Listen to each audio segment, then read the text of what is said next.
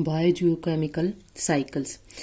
आज हम करेंगे कि बायोजियोकेमिकल साइकिल्स होती क्या है, बट उससे पहले कुछ एक दो टर्म और आती हैं जो इसको डिफाइन करने के लिए पहले हमें उसे समझना होगा। तो पहले हम वो करेंगे। जैसे कि एक टर्म आती है सबसे पहले इसके अंदर बायोजेनेटिक न्यूट्रिएंट्स।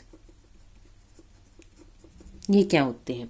तो बायोजेनेटिक न्यूट्रिएंट्स क्या होते हैं?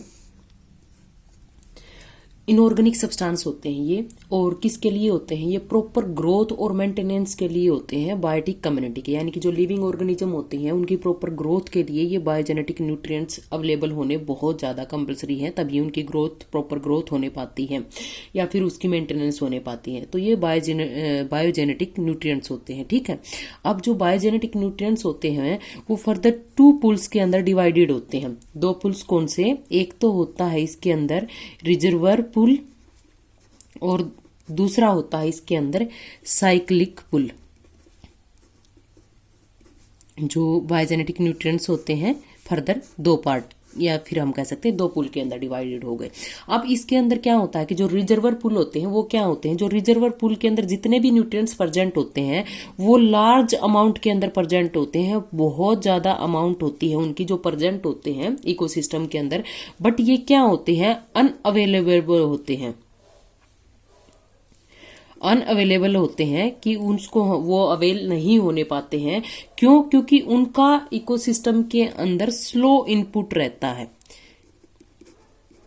स्लो इनपुट रहता है, इसलिए वो यहाँ पर अवेलेबल नहीं होने पाते हैं। जो बायोटिक कम्युनिटी होती है उनके अंदर ये अवेलेबल नहीं होने पाते हैं।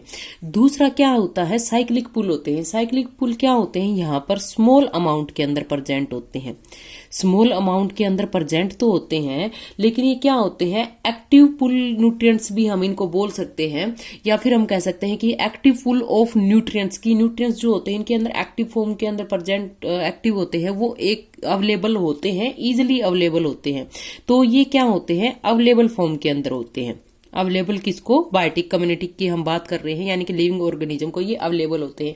ये क्या करते हैं? जो कॉन्स्टेंटली सर्कुलेट होते रहते हैं इकोसिस्टम के अंदर, चाहे वो बायोटिक कंपोनेंट के अंदर हो चाहे फिर एबायोटिक कंपोनेंट के अंदर हो, तो सर्कुलेशन के अंदर चलते रहते हैं। इसलिए एक तरीके से इसको नाम बोला गया कि साइक्लिक पुल होता है।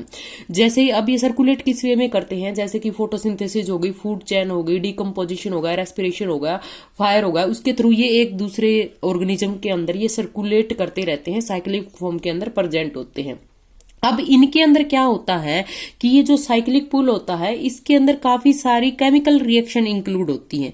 जैसे जो फूड होता है साइक्लिक फॉर्म के अंदर साइक्लिक फॉर्म के अंदर चलता रहता है, या एक बायोटिक कम्युनिटी से दूसरी के अंदर या फिर एक लिविंग ऑर्गेनिज्म से दूसरे के अंदर ट्रांसफर करता है, उसके अंदर काफी सारी केमिकल रिएक्शंस होती हैं इनके साइक्लिक एक्सचेंज के दौरान। किसके साइक्लिक एक्सचेंज में? जो न्यूट्रिएंट होता है उसके साइक्लिक एक्सचेंज में।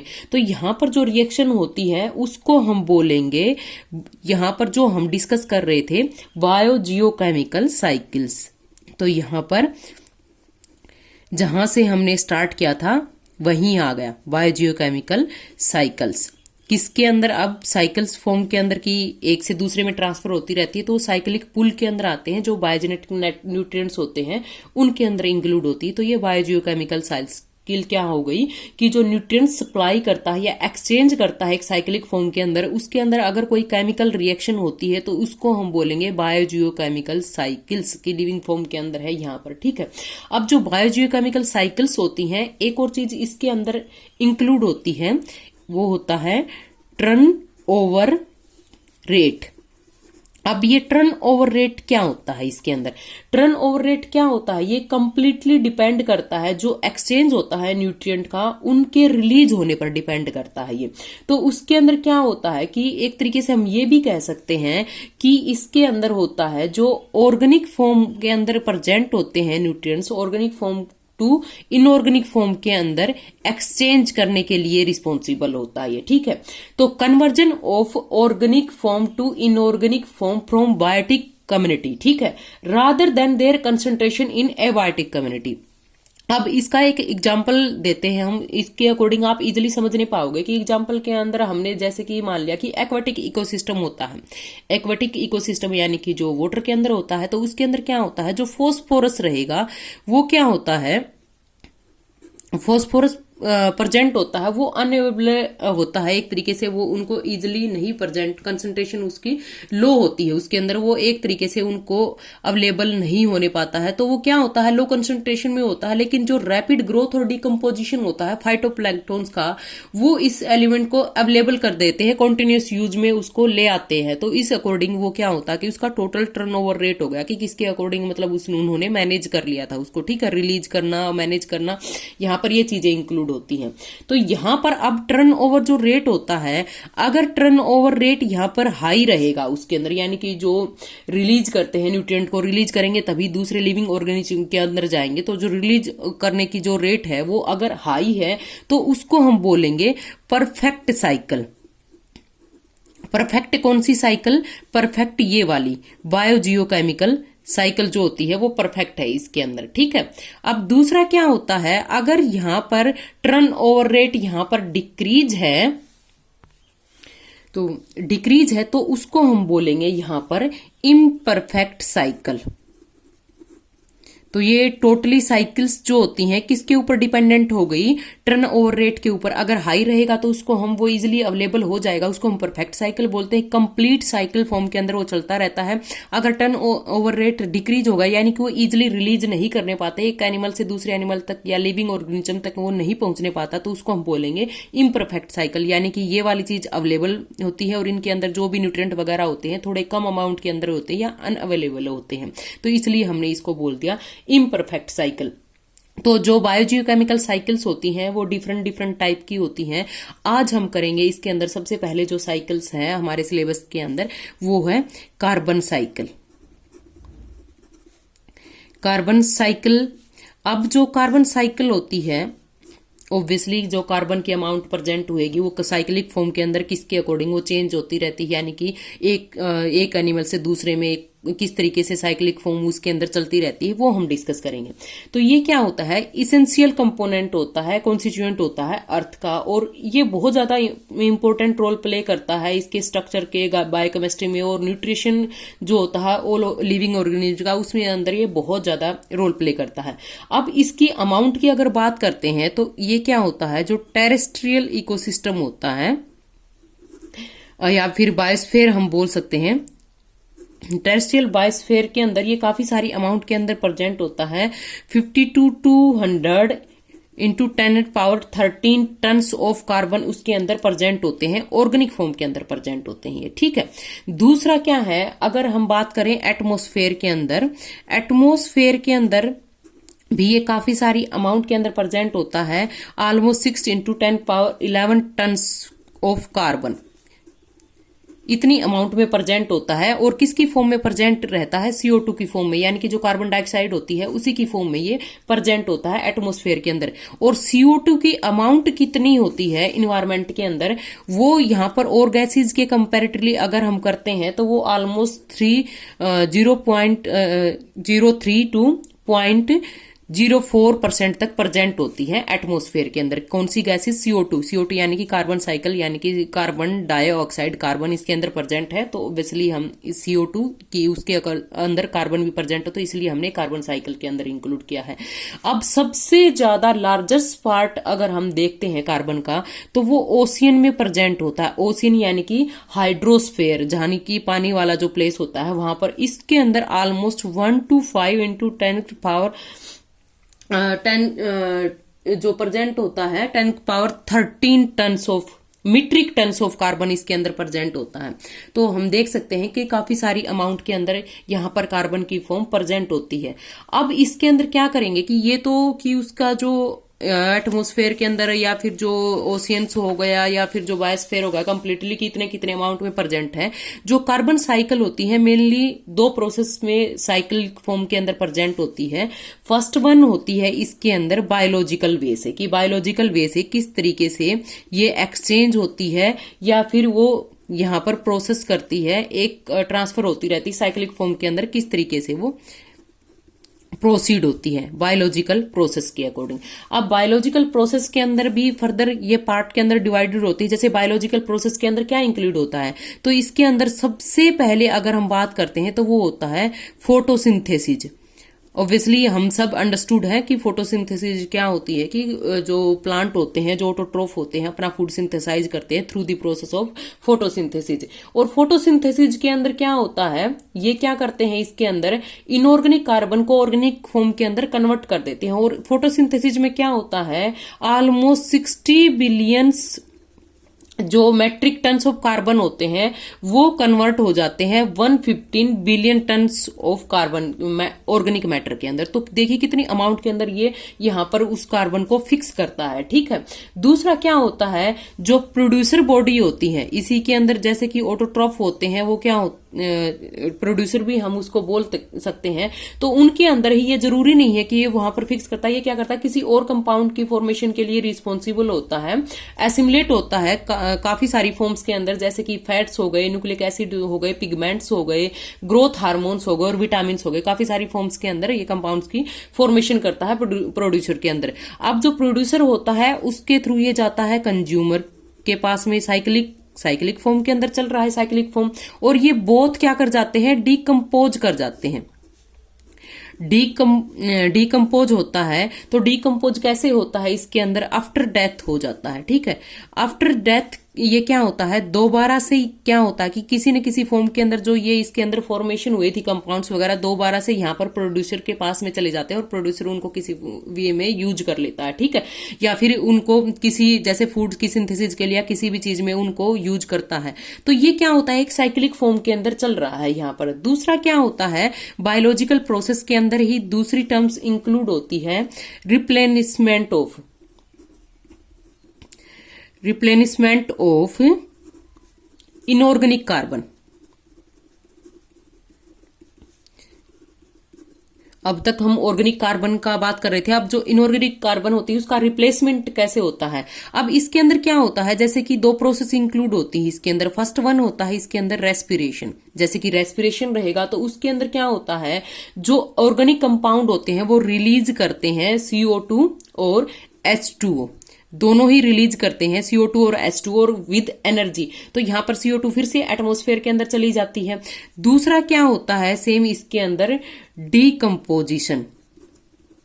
डीकम्पोजिशन के अंदर क्या रहेगा। अब इसके अंदर डीकम्पोजिशन की अगर बात करते हैं तो उसके अंदर फंजाई बैक्टीरिया वगैरह होते हैं, वो ब्रेक करते हैं किसको, ऑर्गेनिक कंपाउंड को। क्योंकि हम यहाँ क्या कर रहे हैं, ऑर्गेनिक कंपाउंड के रिप्लेसमेंट की बात कर रहे हैं, तो ऑर्गेनिक कंपाउंड को क्या कर देते हैं, ब्रेक कर देते हैं। और किसके अंदर ब्रेक करते हैं, कार्बन डाइऑक्साइड के अंदर या फिर मीथेन गैस के अंदर। अब जो मीथेन है ये दोनों के अंदर प्रेजेंट होती हैं, चाहे वो ऑर्गेनिक फॉर्म के अंदर हो या फिर इनऑर्गेनिक कंडीशन के अंदर हो, दोनों के अंदर ही ये प्रेजेंट होती हैं। ठीक है। अब इसके अंदर क्या होता है, सॉरी ऑर्गेनिक कह रही हूं, ये एरोबिक और एनारोबिक दोनों कंडीशन के अंदर रिलीज होती है। ठीक है। तो इसके अंदर क्या होता है, जो मीथेन थी यहाँ पर दोबारा से यहाँ पर CO2 को रिलीज कर देती है, और CO2 रिलीज होकर के कहाँ चली जाती है, एटमॉस्फेयर के अंदर चली जाती है। तो इस तरीके से यहाँ पर बायोलॉजिकल प्रोसेस के अंदर ये इंक्लूड होती है। दूसरा आ गया इसके अंदर नॉन बायोलॉजिकल प्रोसेस। ये तो थी बायोलॉजिकल प्रोसेस। अब नॉन बायोलॉजिकल के अंदर क्या होता है, तो नॉन बायोलॉजिकल प्रोसेस के अंदर भी फर्दर स्टेप इंक्लूड होते हैं। जैसे कि पहले क्या होता है, फ्रॉम साइक्लिक पुल टू। अब ये जो साइक्लिक पुल हमने पहले डिस्कस किया था, साइक्लिक पुल टू रिजर्वर पुल, कि 2 तरह के पुल्स की फॉर्मेशन होती है, साइक्लिक पुल होता है, रिजर्वर पुल होता है। तो इसने क्या कहा कि साइक्लिक पुल से रिजर्वर पुल के अंदर जब जाता है तो उसके अंदर क्या होता है, जो साइक्लिक पुल से रिजर्वर पुल में जाता है, जैसे कि कार्बोनिफेरस स्केलेटन की फॉर्मेशन हो जाती है एनिमल के अंदर, सेडिमेंटेशन रॉक्स की फॉर्मेशन हो जाती है, लीचिंग ऑफ कार्बन होती है, जो वाटर होता है रिच होता है कार्बन के अंदर सॉइल के अंदर, तो उसकी लीचिंग होती है। प्लांट के अंदर फोसिलाइजेशन होता है, प्लांट या फिर एनिमल हो गया उनके अंदर फोसिलाइजेशन की जो प्रोसेस होती है उसके अंदर, तो ये नॉन बायोलॉजिकल प्रोसेस होती है। अब क्या होता है, साइक्लिक टू रिजर्वर पुल के अंदर, यानी कि वो अनअवेलेबल फॉर्म के अंदर चला गया है। दूसरी क्या हो जाएगी, इसके रिवर्स होएगी। तो रिवर्स में क्या रहेगा, from reservoir pool to cyclic form. अब इसके अंदर क्या रहता है, अब जैसे कि इसके अंदर फॉसिल्स की फॉर्मेशन हो गई थी, सेडिमेंटेशन रॉक की फॉर्मेशन हो गई थी, स्केलेटन की फॉर्मेशन हो गई थी, अब वो क्या होते हैं अनअवेलेबल फॉर्म के अंदर चले गए थे। अब अनअवेलेबल फॉर्म के अंदर क्या है, दोबारा से उनको अवेलेबल फॉर्म में लाने के लिए यहां पर फिर से प्रोसेस होती है, तो वो नॉन बायोलॉजिकल प्रोसेस होती है। जैसे कि क्या हो गया इसके अंदर, अगर हम बात करते हैं बर्निंग ऑफ फॉरेस्ट, तो जो फॉरेस्ट की बर्निंग रहेगी तो उसके अंदर क्या होता है, जो ऑक्सीडाइज्ड ऑर्गेनिक कंपाउंड होते हैं वो क्या रिलीज करते हैं, यहां पर CO2 को रिलीज करेंगे और CO2 कहां पर चली जाएगी, एटमॉस्फेयर के अंदर फिर से चली जाएगी। दूसरा, अगर जैसे कि फॉसिल्स की फॉर्मेशन हो रही थी तो यहां पर क्या होता है, फॉसिल फ्यूल की बर्निंग हुएगी। वैसे तो वो अवेलेबल नहीं थे, उसकी बर्निंग हो गई, तो उससे भी क्या होगा, यहाँ पर कार्बन मोनोऑक्साइड और कार्बन डाइऑक्साइड दोनों ही रिलीज होते हैं और एटमॉस्फेयर के अंदर ऐड हो जाते हैं। दूसरा, यहाँ पर अगर बात करते हैं थर्ड वन की, वो क्या होता है, वोल्केनिक इरप्शन होता है। तो जो वोल्केनिक इरप्शन होएगा उसके अंदर भी क्या होगा, यहाँ पर CO2 रिलीज हो जाएगी। फोर्थ वन क्या होता है कि जो हॉट वाटर स्प्रिंग्स होते हैं उसके अंदर भी क्या होता है, हॉट वाटर स्प्रिंग्स के अंदर भी CO2 जो होती है वाटर टू एयर के अंदर यहाँ पर रिलीज होती है। और लास्ट वन क्या होता है इसके अंदर, बाय जियोग्राफिक चेंजेज। अब जो जियोग्राफिक चेंज होते हैं, जियोग्राफिक चेंजेज, अब इसके अंदर क्या होता है, जो कार्बनिफेरस जो रॉक्स होती हैं वो अबो द सरफेस आ जाती है और उसमें क्या हो जाता है, उनकी स्लो वेदरिंग स्टार्ट हो जाती है, यानी कि टूटना फूटना वो स्लोली स्टार्ट हो जाती है। और स्लो वेदरिंग होएगी तो उससे भी क्या होती है, वो CO2 रिलीज करेगी, यानी कि कार्बन दोबारा से वहां पर अवेलेबल फॉर्म के अंदर हमें अवेलेबल हो जाता है या फिर अवेलेबल फॉर्म के अंदर कन्वर्ट हो जाता है। तो इस तरीके से वो साइक्लिक फॉर्म के अंदर चलता रहता है, इसलिए इसको हमने बोला कि कार्बन साइकिल या फिर जियोकेमिकल साइकिल्स, यानी कि उनके अंदर क्या होते हैं, कुछ केमिकल भी इंक्लूड है, इसके अंदर केमिकल रिएक्शंस इंक्लूड होती हैं, तो इसलिए इसको ये साइक्लिक फॉर्म के अंदर या बायोजियोकेमिकल साइकिल फॉर्म के अंदर हम इंक्लूड करते हैं कार्बन साइकिल को। अब एक बार हम जैसे कि जो कार्बन साइकिल थी उसको वहां पर एक ग्राफिकल रिप्रेजेंटेशन के थ्रू देखते हैं।